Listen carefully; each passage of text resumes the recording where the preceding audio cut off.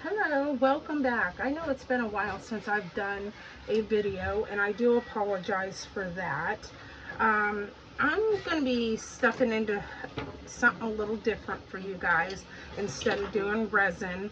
I just recently got a new 3D printer. You can hear it in the background. I'm making something else.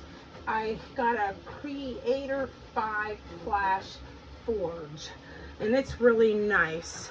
So I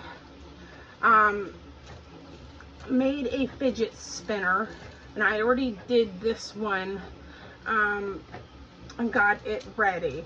So it's pretty neat. Oh, and it spins real easy. So this one, as you can see, does not.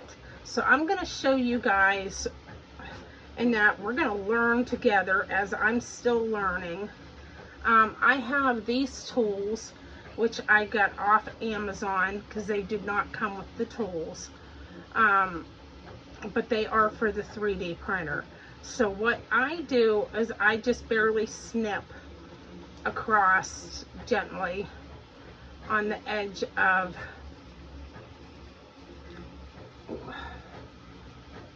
where it's got the gaps, and I try doing that the best that I can.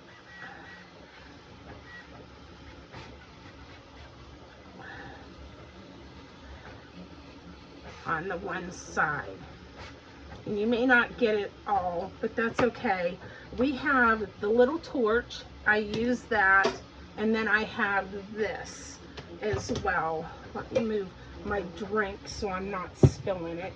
And then you've got this side over here, and then I have a pair of tweezers that I use because I like pushing it through, because it does seem to help if you need to. So let me go ahead and use my little heat gun, because I know that's what I used, and it really seemed to soften everything up and help push things the way it was supposed to be. So let's work on that. You just got to get the middle part pushed through, and the tweezers really do help